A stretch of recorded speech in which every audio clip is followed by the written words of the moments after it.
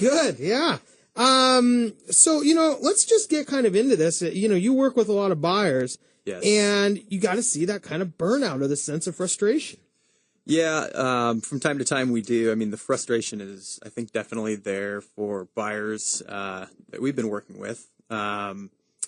It's tough to find stuff right now, and there's a lot of multiple offer situations where people are losing out on the properties they want, doing pre-inspection, spending money up front, that kind of thing. So it's definitely, it can be frustrating.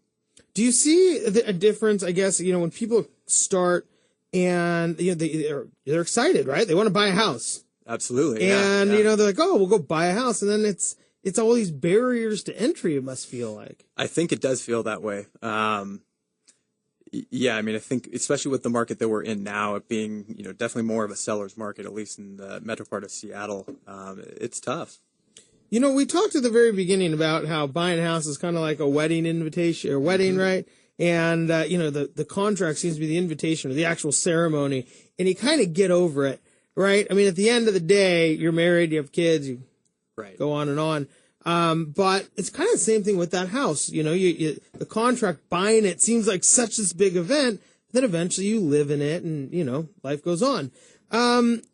Do you see, and this kind of started because we were talking about buyers being leery of the current increases in prices. Mm-hmm. And they're afraid of making the wrong purchase, or not the wrong purchase. They like the house. They're afraid of spending too much money.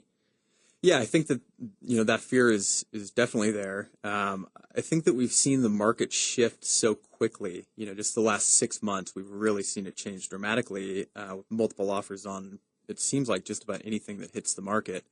And prices, going a ways above list in many cases. I can't tell you how many scenarios I've seen when prices go, 10, 12% or more above what a seller is asking. And so, yeah, certainly buyers are concerned that, is this just a blip in the market? Are we going to, come back down to earth? Or, what's going to happen? Everyone's seen what happened over the last 4 years, 5 years.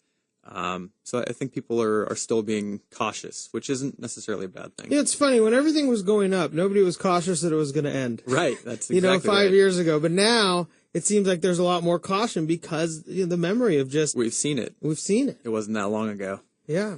Where do you why is that overall? I mean, is it just an overall concern of paying more than they want to? Is it more, where's that feeling seem to come from? Well, I think that it's natural to, be fearful to pay more than what is being asked for anything. And with housing, that's particularly true. So when you're talking about, okay, how much more than the list price are you going to offer? That's a tough thing to wrap your head around, especially for first-time buyers, which there are a lot of in the market right now. Because you're not going into Walmart just paying you're not just walking in and going, oh, that costs that much. That's the end of the game. Exactly. No, it's a totally different ball game. You're talking about something that you have to place a value on and determine is the asking price the right value? Is it too high? Is it too low? And then at the same time, are there 4 other buyers out there that are writing offers as well? So there's a lot of moving parts. You talk about 4 other buyers out there potentially making offers.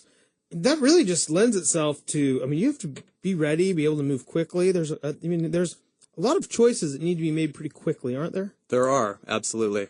I think there's a lot of preparation that needs to be done up front when you're looking to buy in this current marketplace. Obviously, getting pre-approved is the number one step. As Ryan mentioned, being financially prepared, that's absolutely the best thing you can do in the very beginning.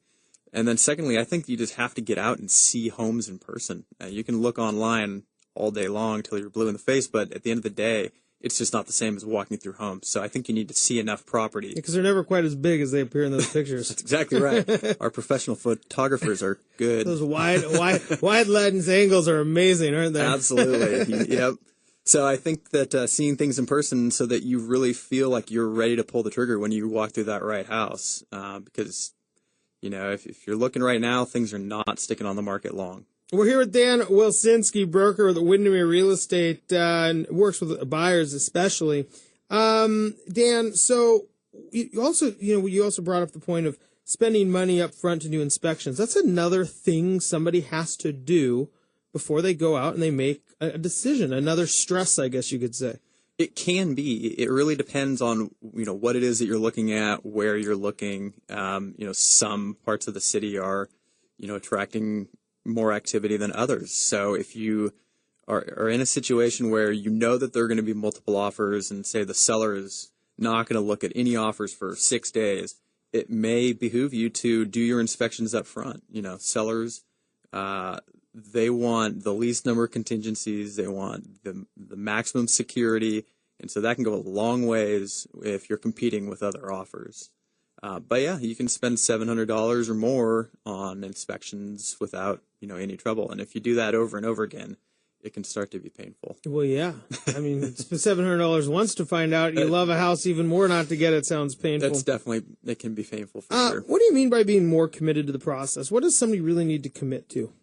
Well, I think that, spending $700 up front, you're probably pretty committed. But I think that, really just being prepared, being financially ready, seeing homes so that you know what's out there, you kind of understand what you can actually get for your money, and being ready to jump on something when the right property hits the market. Because again, the good properties that are coming up that are priced right, they're selling quickly, a lot of times with multiple offers, and so you just got to be ready to go. Yeah, well, Dan, thanks so much for joining us. Do appreciate it. And stick around for just a few minutes. We're bringing everybody back. We'll get some more takes on the upcoming real estate market through the rest of the year. Again, Dan Wilcynski with Windermere Real Estate. My name's Ben Brashen. We'll be right back.